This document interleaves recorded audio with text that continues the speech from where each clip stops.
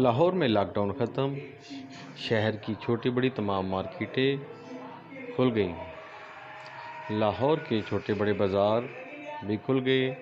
धर्मपुरा बाज़ार, सदर बाज़ार, बागबोनमपुरा बाज़ार,